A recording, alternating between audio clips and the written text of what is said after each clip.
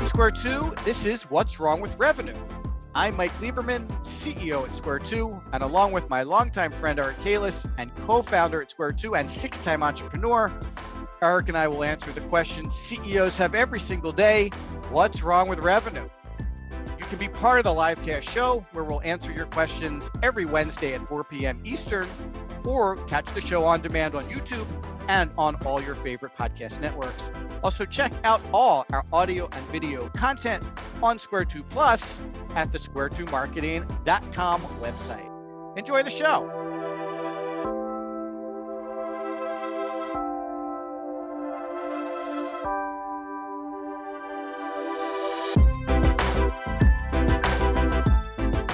Hey everybody, welcome to What's Wrong with Revenue. This is episode 43. Today we're going to be talking about you might not have the right campaign methodology if you're having trouble driving revenue. And before I do some of my housekeeping, I'm very happy to welcome K.A. Brightlow, who works at Square 2.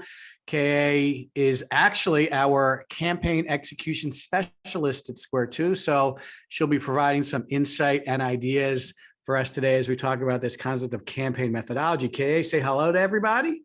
Hello, great to be here and meet everyone. Great, thanks for stepping in. Eric is off today, so we decided to invite a special guest, and K.A. was happy enough to participate. So before we get into it, just want to remind everybody, if you're interested in the show, you can find it on our YouTube channel. Square 2 Marketing has a YouTube channel. You can Google it. All of the What's Wrong with Revenue shows are available on YouTube. Like us, provide comments, subscribe, and you can get access to the show there. If you're interested in the show and our other audio and video content, you can check out the show and that other content on Square 2 Plus, our free streaming service. Just go to square2marketing.com/square2plus, and you'll see our Netflix style streaming show, and you can subscribe to the service and get notifications when we put new content up there, which we do generally weekly. So go and check that out. If you like the show and you want to kind of subscribe directly, there's a link at the bottom of our website. It says What's Wrong with Revenue. You can click on it, go to that page. That's where you can get this event on your calendar. That's where you can submit questions like the ones we're going to answer today. And you can also subscribe directly to the show, and we will email you the show after we're done if you want it in an on-demand version. And finally, if you're into podcasts, the show is available on all your favorite podcast platforms: Podbean, iTunes, Apple, Stitcher, and the rest. So thanks for joining us today as we're going to talk about campaign methodology. So a little bit of backstory here. A lot of companies come to us struggling to get results from their marketing. And very frequently, one of the issues is this concept of running campaigns, ongoing campaigns, resources for campaigns, expectations around campaigns. And we're going to talk about all of that today and try to break it down for you. We have studied this for a long time. Square 2 does some things that are a little different than most agencies when it comes to campaigns, so we can talk a little bit about that. But I think what you need to take away is that you really need a very specific methodology and a framework. It's more important than you probably think. It's not just about sending an email or launching some Instagram ads or trying to do some paid search. You really want to think through your campaign tactics, your budget, your expectations, the timing. It's probably a little more complicated than maybe you thought, or maybe requires a little more strategy than maybe you applied to it.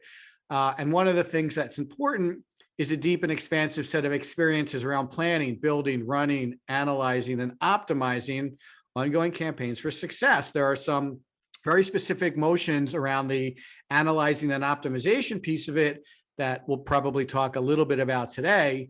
I also think people generally have wrong expectations around timing for campaign results. It's generally not a couple of days. It's generally not a couple of weeks.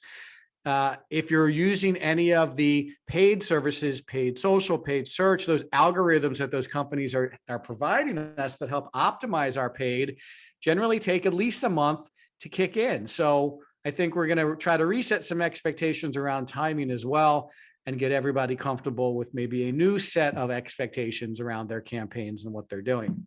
Some of the things we'll try to cover today is how to teach your team campaign methodology. So we'll talk a little bit about the brief description I provided above, our campaign methodology. We'll talk a little bit about how Square 2 does it. What results can you expect during each stage of the campaign, which I think is important because the results in the beginning are going to be different than the results in the middle and the results at the end. We'll also talk about investment levels because I see a lot of companies under investing in this, both from a timing and an energy and a budget perspective, and then being disappointed with results. So we'll talk about that as well.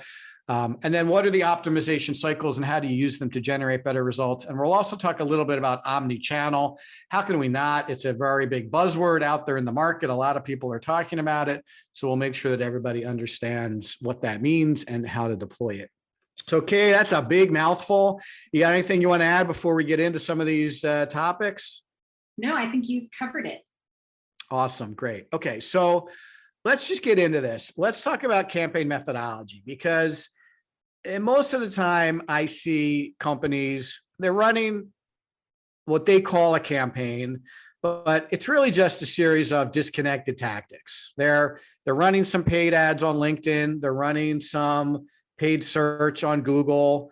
They might be doing some email marketing, and they're not really kind of connected. They're not really organized. They're not really getting a 1 + 1 = 3. So could you talk a little bit about what you think good campaign methodology might look like if you were going to recommend that to somebody? Sure. I would say it starts initially with the planning. I think not enough energy ever goes into the planning. You hear very vague goals like we want leads. People should have very specific goals of what type of leads or what type of awareness. What do they want to learn from this campaign? What are you testing? So you know what your next campaign is that follows. Like you said, people run disparate sources of, well, it's 6 emails. That should be a campaign. It's not a campaign. You need to know who it's going to, why, how they shop. So I think really it's front loading is the key aspect. Yeah, that's a really good point. So I think planning, in our case, our campaign methodology, planning is the first step, right? We're a big strategy before tactics kind of company. We talk about that mantra with our clients very frequently. And I think the planning piece of it, to your point, is generally underutilized and underinvested in. So if we're going to be planning a campaign, then there are a lot of conversations and components that would go into that effort, right? Like very first, who are we trying to attract with this campaign, right? And what is the right channel to attract those people? So, a lot of people are into Instagram. A lot of people feel like that's the sexy platform for their ads these days. But if you're trying to get to a CEO at a large, just for example, Fortune 500 company, are they on Instagram? Right? I mean, they might be. I'm not saying they're not. I mean, I am on Instagram. I'm not the CEO of a Fortune 500 company, but I do run a small business and I am on Instagram. It's actually my preferred platform with LinkedIn being second. So I'm not saying it's not the right platform, but I'm saying there should be some conversation and discussion and maybe even a bit of research that goes into the channels we're selecting and the people we're trying to attract. Go ahead. I think there are two along those lines, as you brought up, people might not think Instagram's your chosen platform. I would suggest throwing some of the ideal customer profile assumptions out and really test and learn. We operate on what we knew, a year ago, 2 years ago. But ideally, if you've been targeting that sweet spot, you've either saturated it or it's pivoted a little. And I think that's another miss in campaigns. We don't look at the audience and let them tell us who's interested and where they want to be and how they want to be contacted. Yeah, it's a very good point. And, we have to make at least some assumptions based on research and knowledge and whatever data we do have when we're in the planning phase, right? So, my advice to people listening would be ask your current customers, like, hey, are you on Instagram? Yeah. Oh, really? How frequently? Oh, once a week. Okay. Not that frequently. Oh, you're on a couple times a day. Okay. Good to know. And it's almost like the why you're on is kind of irrelevant. I mean, they may be on to check out what their friends are doing. They may be on to, to follow certain companies that they have, a passion about. Like I follow a lot of outdoor living companies to see like what they're doing with their outdoor spaces. And I follow a lot of like outdoor product companies just to see what's interesting in the marketplace for the, so it doesn't matter why I'm there. And if the algorithm finds me, people who are trying to get my attention should be able to serve me up ads. And they do all the time. I get ads for things that I'm interested in. I get ads for things that I'm not interested in. So I think that's a really good place to start. And then to your point, we're going to get to this a little bit in the analyzing stage, but after we've been running it for a little bit, then we'll have actual data, right? So we can match our actual data to our expected performance data and make sure that our assumptions were correct. And if they were not correct, we make some pivots in terms of the campaign going forward, right? So we're going to make some assumptions. We're going to do a little research. We might do some even primary research and talk to some people and see if we're using the right channels to get access to them. And then we're going to build the campaign, right? So we planned it. Now we have to build it. This is where trying to use multiple channels might come into play. So we might be serving up ads on Google for people searching. We might be serving up similar ads on Instagram for people on Instagram. We might be serving up similar ads on LinkedIn, trying to target people who might be on LinkedIn, but not on Instagram, LinkedIn, but not doing active searches for the keywords we're talking about. And we may even be doing some email marketing as part of this campaign too, potentially with sales reps reaching out to targeted prospects, potentially, purchasing some lists and doing some outreach that way. And all of these channels would be leveraged in an omni-channel way to push the same message to the same kinds of people in a very kind of one-to-one and personalized way, offering them something of value for them to want to connect with the company that's running these ads, right?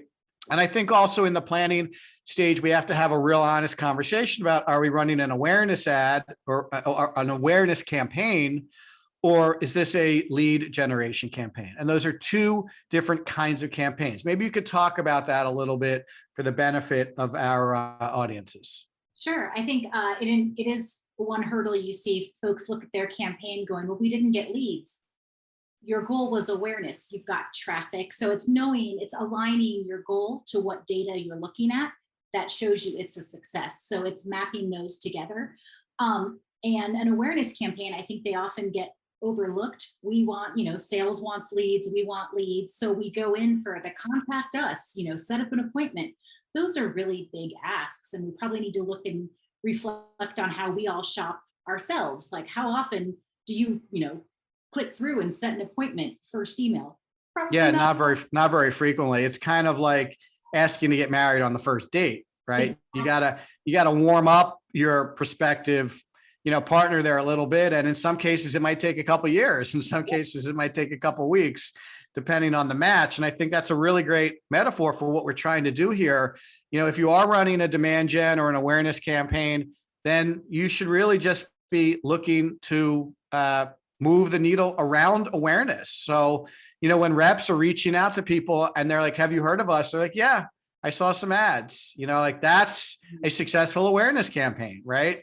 I often refer to that as kind of like bombing the beach before the troops land on the beach, right? If the sales reps are the troops and they land on the beach and the fortifications on the beach have not been weakened, it's going to be very difficult for them to take the beachhead, right? And that's like sales reps who are trying to explain, well, what we do and how long we've been doing it, as opposed to when we do run that air cover campaign and we make the beach, soften up the defenses and the troops roll right up and keep on going. And it's like when a rep calls up and they're like, oh yeah, I heard of you. I know what you guys do. I've seen some ads. Like, yeah, I'm interested. Let's have a conversation. That's a much different sales conversation. And I think those should be some of the objectives around awareness and demand gen campaigns versus the lead gen campaigns, which to your point are really looking for marketing qualified leads primarily, and maybe a bonus of a handful of sales qualified leads in there if you get lucky and find people who are really ready to talk. Mm-hmm. I think too, on the awareness side, especially for a lot of software companies or apps, we've got so much new technology. We're constantly seeing things that haven't been done before, first to market. So there's a little doubt, like if you don't fully understand it, you're not going to engage. So it's building a comfort zone too. Yeah, I think that's a really good point. I think there's a lot of doubt with people in general when it comes to ads, right? I see a lot of ads. I don't believe most of them, right?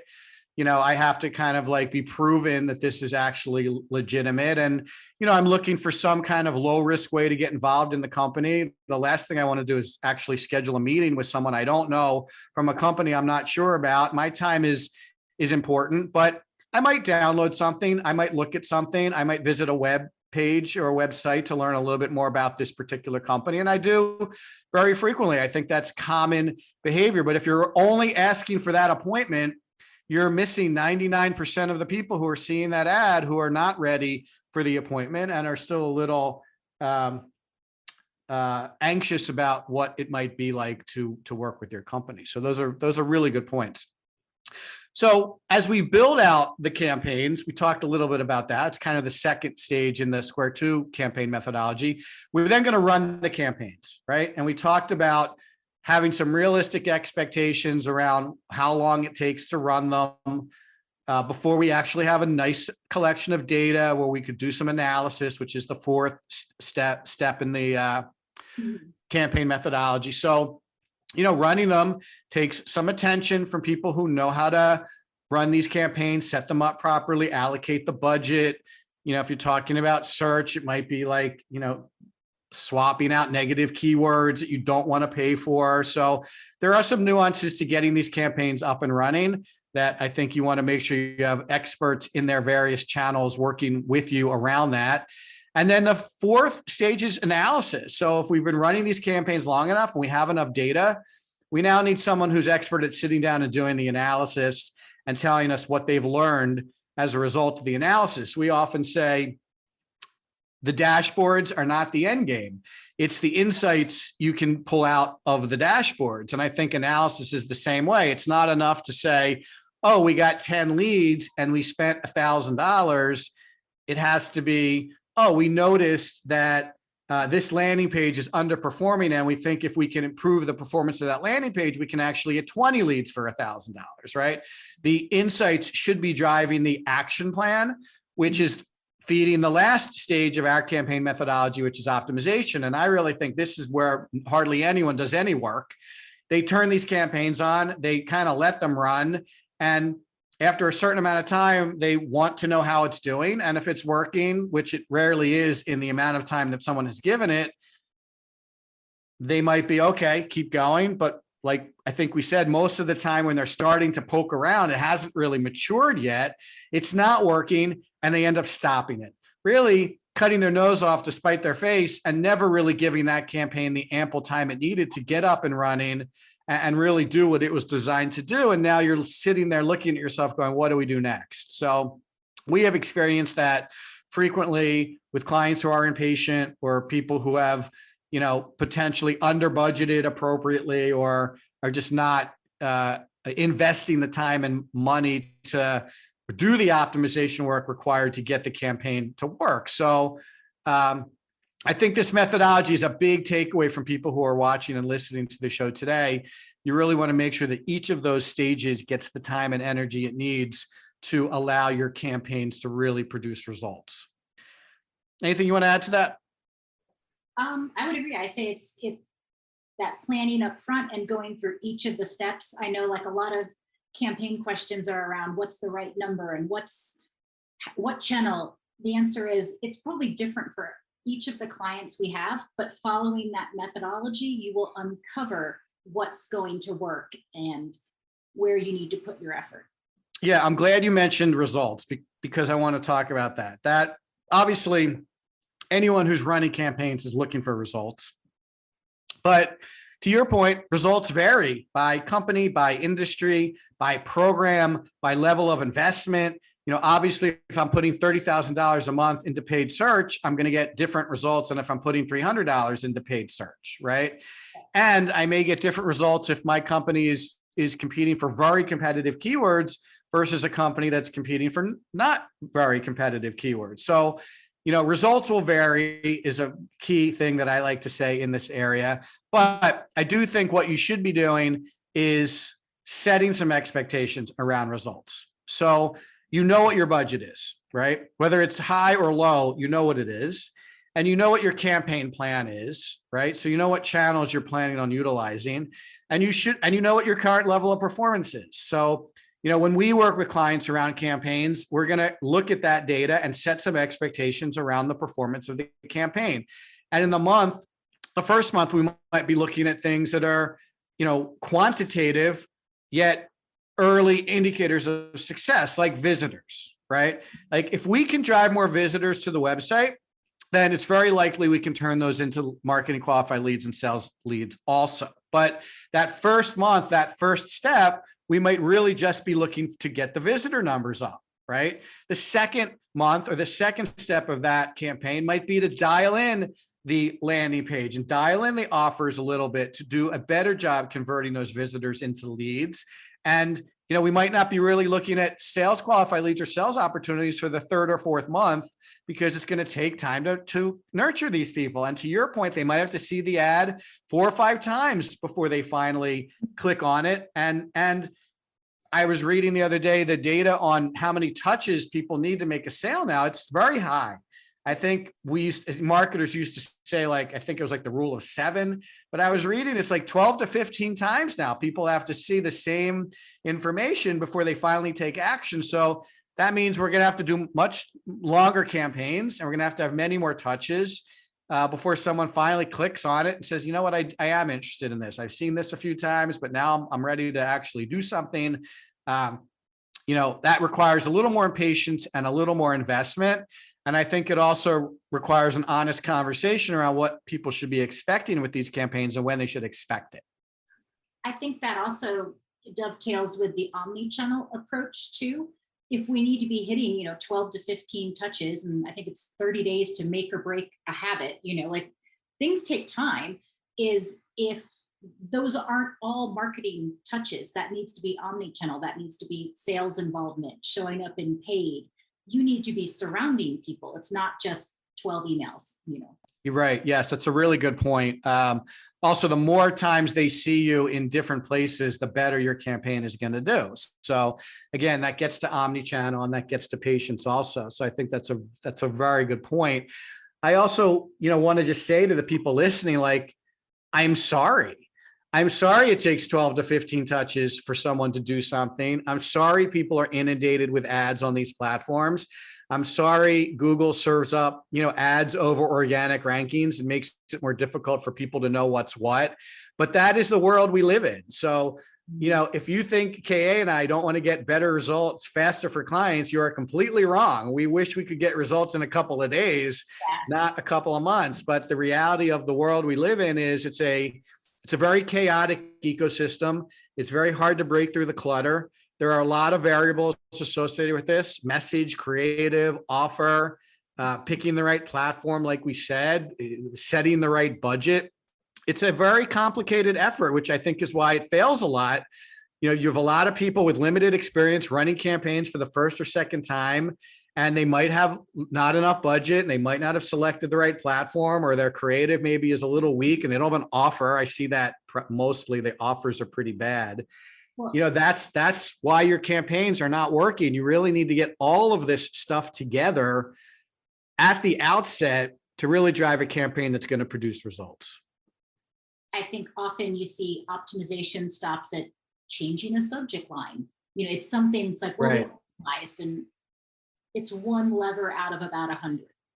Right. I mean, that should be like the first of 100 moves you're going to make to optimize that campaign, not the only thing you do. All right. Really good point. So let's talk about this optimization cycle, because again, to me, I feel like this is often missed completely, right? Like, how'd our campaign do? Well, here's what we got. Okay. That's not what I was expecting. Shut it off. Right. And that happens often, and it happens too early in the campaign's life cycle. And I think what we do and how we cycle around optimization is a good piece of this conversation to help people understand the kind of energy and work that needs to be done to optimize a campaign after it's been up for a couple of months. So Can you talk a little bit about what some of the optimizations might be that we would typically do in a campaign, or that someone might want to think about doing if they're running a campaign? Sure. I think we would be looking at just overall traction in different channels, but then also looking at the type of content that is being engaged with. Ideally, if this is kind of your first campaign where you're learning and setting baselines, hopefully it's involving content of every length and every format, so you can see what resonates. You know, if you launch a campaign with white papers, you might learn that white papers are great or not. That's it. So we want to see what content resonates, what channel. We also want to look at frequency, depending on your sales cycle or what familiarity is. There's going to be times that campaigns should expedite and match interest. There's going to be times where, like, slow down, I'm going to find the unsubscribe button very quickly. Yeah, that's a really good point. And I think the takeaway here is there are many, many, many variables in a campaign that you can look at to optimize, right? You can, like we talked about, the creative might not be hitting the mark, right? And that creative includes copy and design, right? So there are two kind of elements inside the creative that could potentially be looked at. What's the offer? Like we talked about that a little bit. You may be offering a meeting and people aren't ready for a meeting. You may be offering a piece of content that is not compelling enough or interesting enough to get someone to take action. So that in and of itself needs to be optimized. I think, are you targeting the right who? Are you targeting someone that has time to attend a webinar, but maybe not purchasing power? So making sure you're engaging through the right gates too. Right. And then you have, the spend on the platform that can be looked at. And you have the, deployment strategy, right? Are you running retargeting? Are you doing display? Or, if you're talking about search, are you leveraging the YouTube platform? Like, if you're on LinkedIn, are you doing sponsored updates, or are you actually like serving ads to people in their LinkedIn experience? Like, there's so much to be talked about and reviewed during this optimization phase. It's almost like an unlimited number of variables. And the tricky part about it is you want to run some experiments. And if you're doing experimentation correctly, you really want to just change one thing at a time. If you change 3 or 4 things all at once, you may see results and ultimately not know which of those things produced results. And I think that's a hurdle you often see too, is people get excited. They plan these very complicated campaigns and over-engineer so that there's no runway left to optimize and fix. I almost think it's better to get more things out there faster and learn, then commit. Yeah, I agree. And I think those, once you have enough data to make solid decisions, then I think you can maybe make a number of moves. Like you don't have to, you can change the creative in your Instagram ads and keep the creative in your search the same, right? My next move might be to change the creative in my search while I'm still running the secondary creative on my social. So I think there's a lot of ways to make these adjustments in an ongoing basis. And we typically like to make a set of optimizational upgrades and then let the campaign run for 30 days and get additional data. Again, if you're only letting it run for a week or a couple of days, it's just not enough to really know whether these changes are driving any results or not. And before we go on to questions, I just want to talk briefly about, it's very likely that when you're running these tests, some of them are going to fail. You're going to make some decisions and find out that the results did not get better. And a lot of people look at that as a failure. And I really would encourage you guys to think about that as a success, because what that tells you is what not to do again, right? If you make a change and the campaign does not perform as well, don't be disappointed. Just know that, okay, we're not going to do this again, cross it off the list, and we'll go on to something else. Failures are positive when you're looking at experiments and optimization. I think, yeah, in testing, a failure is when your A/B split is like 55 and 45. That means you didn't test. You went with the next most comfortable idea. So if you're not getting a range of results, didn't really test. You just did my favorite and second favorite. Yeah, good point. All right, you want to answer a couple questions from people? Sure. Okay, this is always Eric's favorite part of the show. All right, so this is from Marcus in Connecticut. It seems like you guys put a lot of resources towards campaign execution. What was the thinking behind this? So, yeah, it's a good question, Marcus, and we do in our campaign practice at Square Two. We have a seasoned strategist like KA. We have a copy, content, and SEO expert with 20 years of experience. We have a paid expert, a paid search expert, a paid social expert. We have a RevOps expert. I'm involved in a lot of the campaign executions, the chief revenue scientist. And the reason we put so many resources towards this is because this is really what people want from their agency. They want these campaigns to produce results. When we build a new website, it's great. When we create new content, it's great. And those assets help us with our campaign execution. But a lot of agencies, in my opinion, and a lot of in-house teams just don't put enough resources behind the campaign execution. It's one person who's managing multiple campaigns if they're in-house. If you're with an agency, it's one person who has 10 to 12 accounts and they can't hardly pay attention to all of the details we were talking about earlier for each of those particular accounts. And I think in our case, we're doubling down on the senior level smart people who have done a lot of this before in order to get our clients better results in a shorter amount of time. So you're right, Marcus, when you're looking at what we're discussing around this, we do put a lot of resources towards it because we feel like this is how companies want their money allocated. This is where the rubber hits the road, if you will. These are the executables that will drive a company's growth, and we don't want to, short arm it or shorthand it at that point in our engagement with our clients. Anything you want to add, KA? No, I think that covers. Great. All right, I got a question from Bob in Boston. Do you use any tools to help your team optimize campaign performance? You want to handle that? Yes, sure. Right off the bat, HubSpot dashboards. You also have Google Analytics that we use, and we use some SEO tools as well. But really for campaigns, you're going to live in HubSpot. And the key thing to take away there is going back to the goals that you set and what you wanted to learn, and create reports that drive the information for each of those. If you're looking to drive traffic and create awareness, leads and appointments set are not going to provide you the data you need.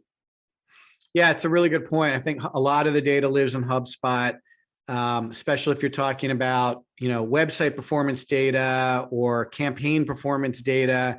We can run our ad campaigns directly from HubSpot, although for a lot of clients, we run them natively in the platform that the ads are on. Google Analytics does sometimes give us additional insights into the performance of the campaigns and the assets that are helpful. The other, and you're right, we use SEMrush to help with organic search and a couple of other tools to help us in various areas.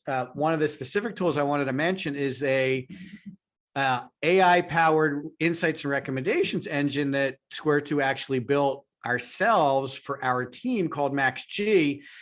And we created this a couple of years ago out of a desire to help our team weed through the massive amounts of data that is actually in HubSpot. So, even if you're looking at HubSpot, you still have to look at dashboard after dashboard after dashboard after dashboard in a variety of areas of the campaign execution. It can be cumbersome. It can be tricky. We wanted to give our team a better tool to help them get through that. And MaxG takes all that data out of HubSpot and analyzes it and basically serves up a set of recommendations that our consultants can look at and say, okay, this landing page is underperforming. Let me take a look at it. Oh yeah, look, I can see that.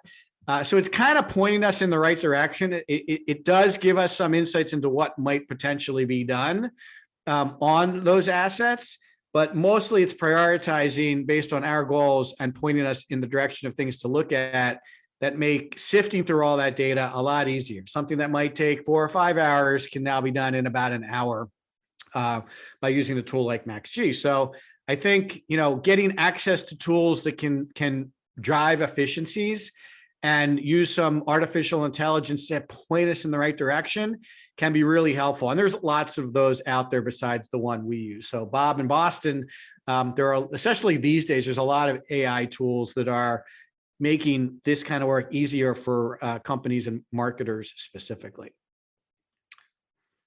Okay, this is from Tom in Hartford. If I'm hiring someone to help us with campaigns, what should I be looking for? Skills and experiences. All right, Kay, this is right up your alley. What do you think Tom should be looking for? I think a solid background in content and automation, knowing what's possible in the systems. A lot of people underutilize what they have as options for campaigns. They don't realize they could have smart content. They could run branches. So someone that actually knows what's possible. And then I think a decent background in content, someone that's been just slightly aware of what goes into a campaign for that understanding. I would say I've worked tightly with inside sales teams. Having an inside sales team on the same floor as you will get you up to speed very quickly. So I think, and then the ability to look at data and turn it into something. Anyone can provide reports, but to kind of think outside of the box and troubleshoot. Yeah, I think that's a couple of good points there. One, I do think you want to be very close. You want someone that has some experiences working with sales. I think in my experience, marketers that have spent time with sales, working with sales, supporting sales, have a different perspective than marketers that have been in corporate headquarters or kind of removed from the field, so to say. So, I might be looking for someone who has some field marketing experience and some sales support marketing experience. I think that would be good. The other thing I'd be looking for, Tom, is someone that has a track record of performance around campaigns. So if I was interviewing someone like this, I might be asking them to tell me about some of the campaigns they've run recently and what kind of results it produced. How much traffic did it generate? How much of that traffic converted? How many of those leads were actually qualified leads?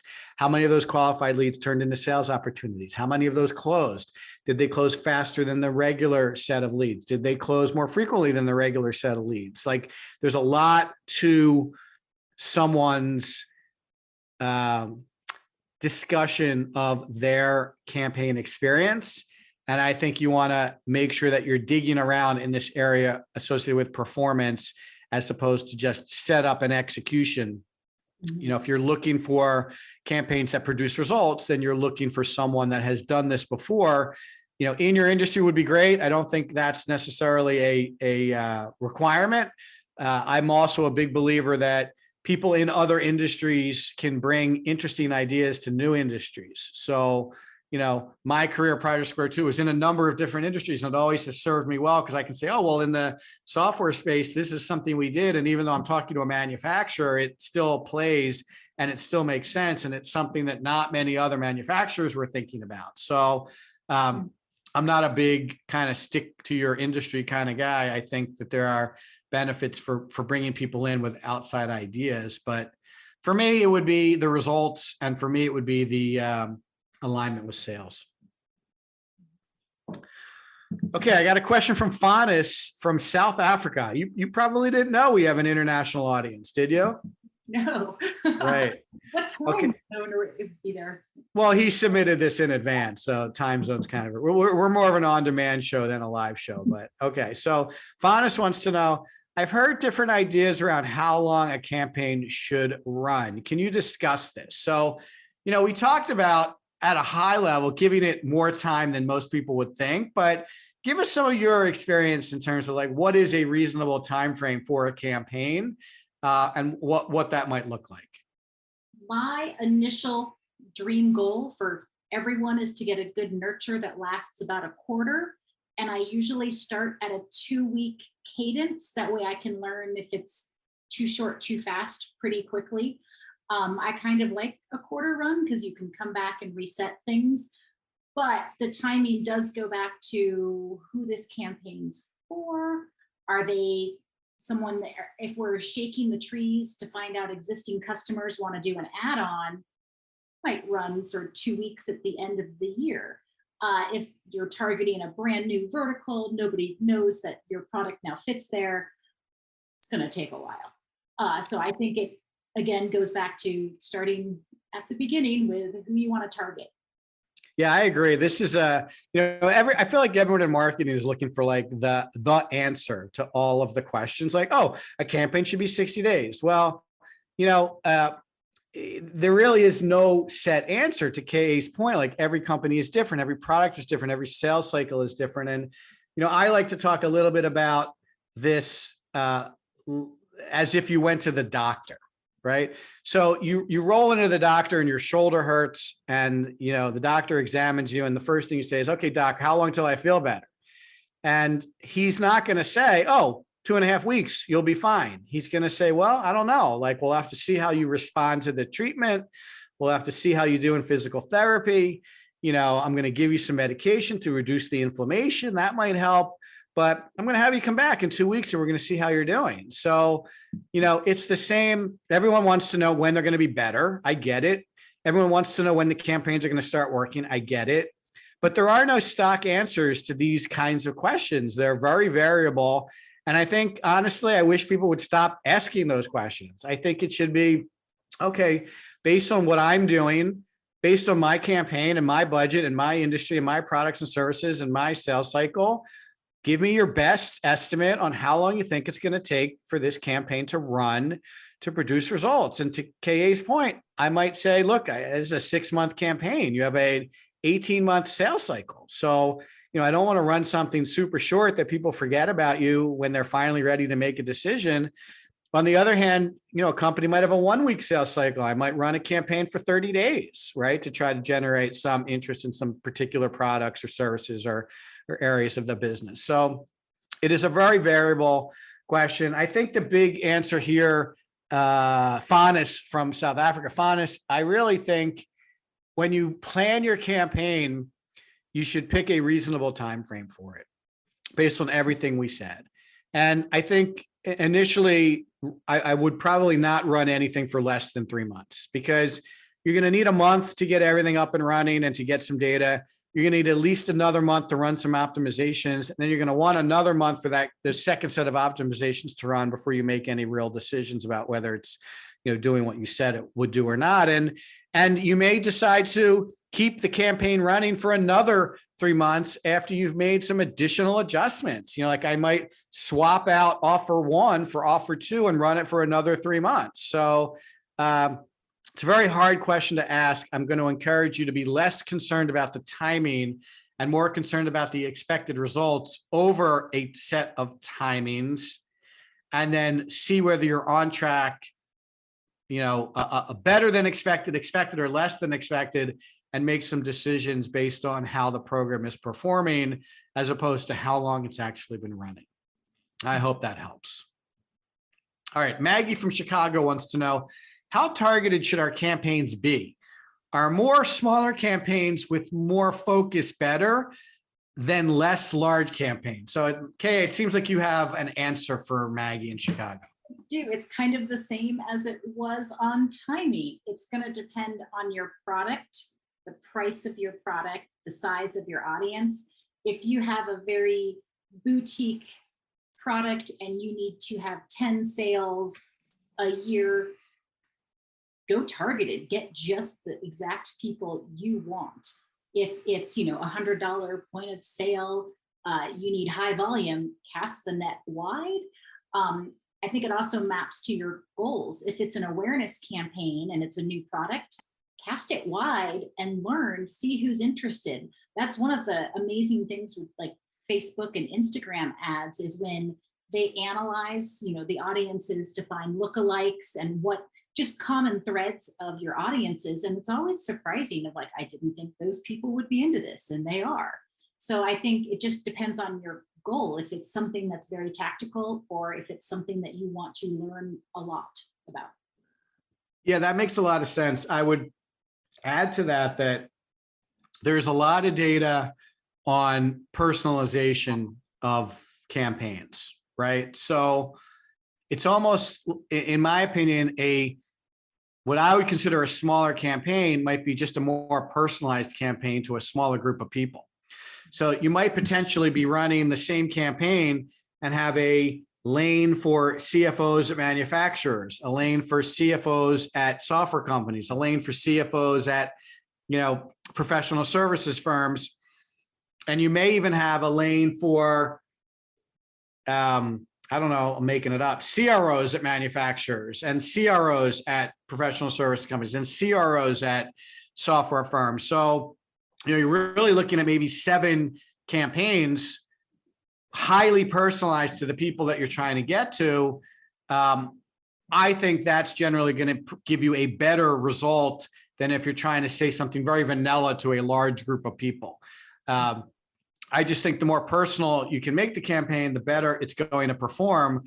The more likely people will to see themselves in your ads and want to engage with you, the easier it will be for you to tailor a very specific message to a specific person, which again will perform better, right? If you're speaking to me as the CEO of a relatively small digital agency and you can tailor that message to me, that's going to be much more likely to get my attention than if you're talking to me about, general business issues. You're on mute. I am sorry, my dog is barking. I tend to lean to smaller, more targeted campaigns, but Kay is right. It's going to depend on what your product is and what you're trying to achieve in your campaigns as you go about planning them and executing them. Okay, a couple more questions here. Let's see. Okay, so this is from Jamie in Portland. Can you define a campaign for me? Is it omni-channel? So maybe, Kaya, you could kind of spec out what a sample campaign might look like if it includes multiple channels. I would say that I think it should. It's great to have the consolidated efforts of everyone going towards one target. So to have a cohesive campaign, I would define a campaign by the theme, the message, the goal, and then using the multiple channels within it. That's not to say that you shouldn't have some campaigns belong in one channel, and that makes sense. If you're nurturing existing customers to upsell, you might not necessarily need to target them on Instagram. So I believe it can be channel specific. I think it's more defined by the goal.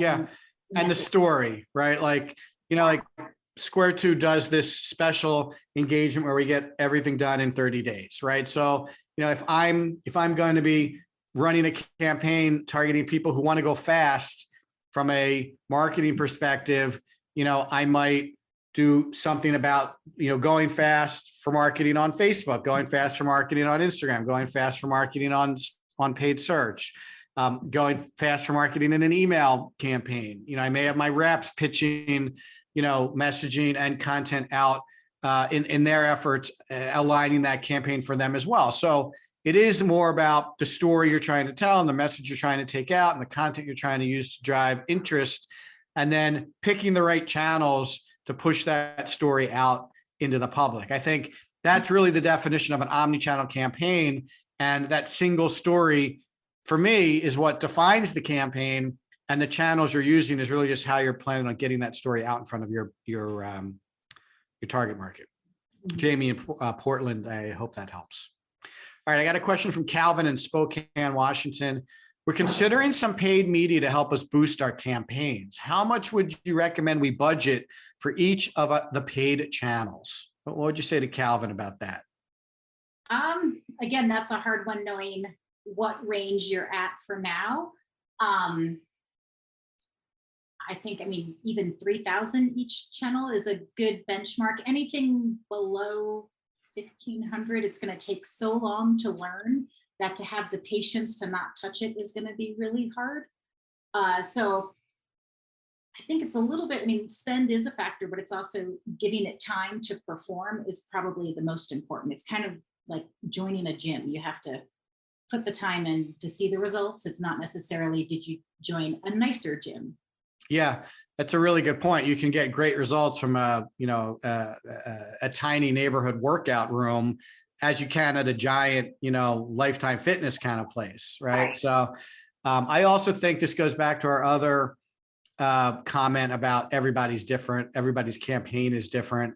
If you're competing against people who are, look, these paid channels, they're auctions, like it or not, right? People are bidding for keywords on search, and people are, bidding for access on the social platforms. So, the more people are interested in your keywords, the more expensive your campaigns are going to be. Like LinkedIn is much more expensive than Facebook. So you might think LinkedIn is perfect for you because you're targeting CEOs and CEOs are on LinkedIn. But that actually might not be the best place for you to spend your money per se. Yeah. So it's again, one of those things that are highly variable based on your specific campaign, your specific business, the people you're trying to get in front of.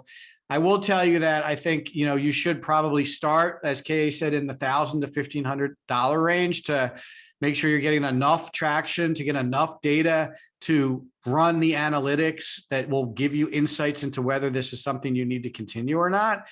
If you throw $500, it's kind of like just throwing it in the street. Like you're probably not going to know enough about that particular channel to know whether you want to continue to do it or not, know whether it's going to work out. And again, depending on who you're competing with, you might have to spend $5,000 on a specific channel to see how you're doing. And you shouldn't shy away from that. If that channel is going to give you access to your audience and you have a strong message and a good offer, I would encourage you to consider that and be patient. Invest $5,000 a month for 3 months and really see how it does before you cross that off your list of things that work or don't work. And if it doesn't work, don't be upset. You learned that is not the right channel for you. Your CEOs are not on LinkedIn, or they're on LinkedIn, but they're not looking for what you do, right? A lot of people don't get news. They don't get product information. They don't get service information from LinkedIn. It's simply about networking and job hopping and seeing what their colleagues are doing and shooting messages out to people that they worked with. It's not about responding to ads or clicking on things. So you don't know until you try it. And that, in my opinion, that $15,000 investment would be well spent in knowing that LinkedIn is not the channel for me going forward. All right, we got a couple more minutes and a couple more questions to try to get through them all. This is from Desiree in San Diego. How much time should be allocated to analyzing and optimizing versus campaign building? That's a good question. So you run a lot of campaign optimizations and you do a lot of campaign analysis. How many hours a week do you think someone should be putting into that part of the process?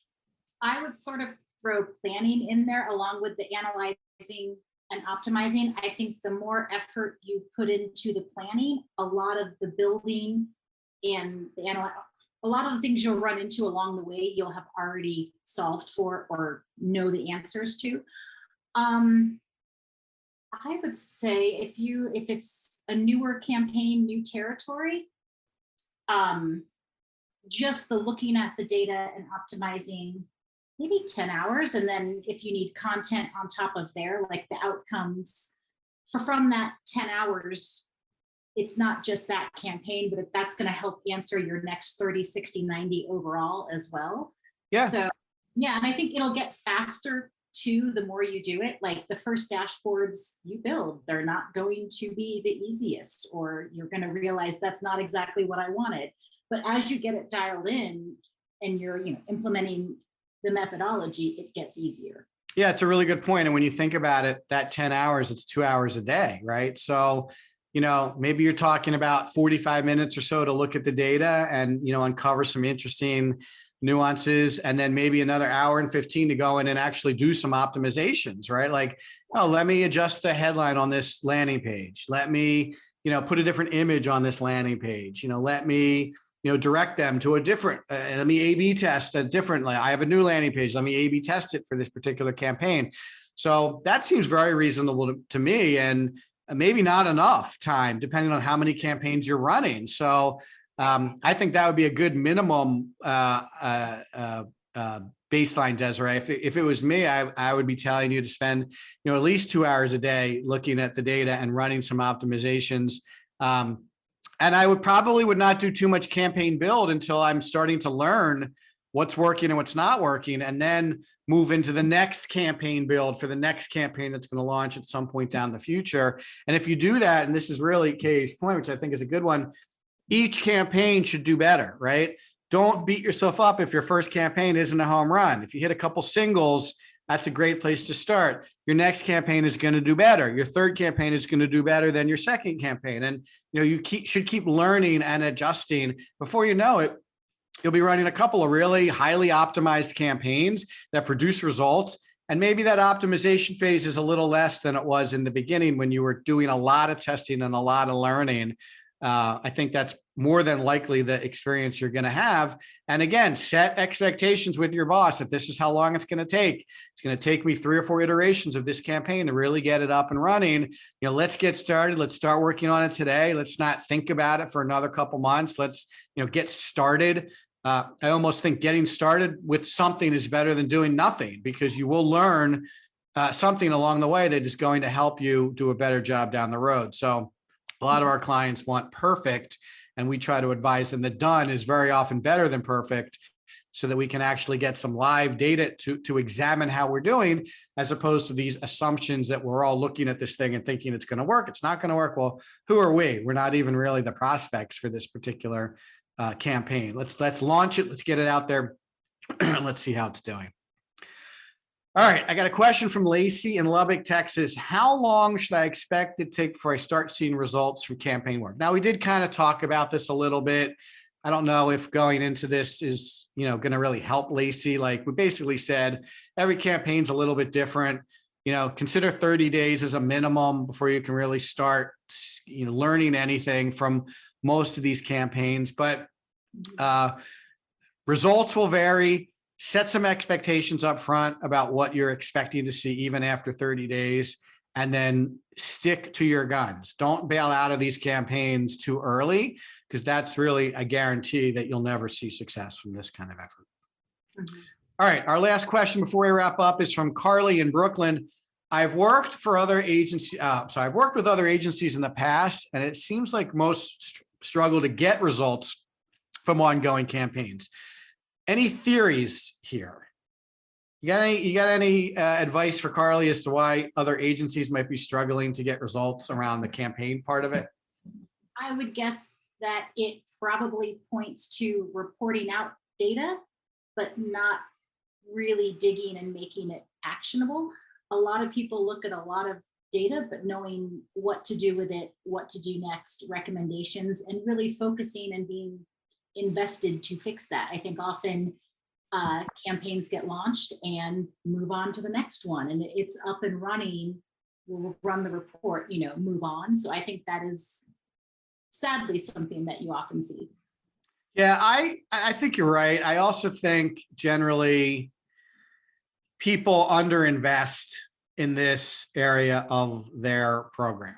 So they're more than happy to pay for a website. They're more than happy to pay for content and video and, even social posts, social promotion.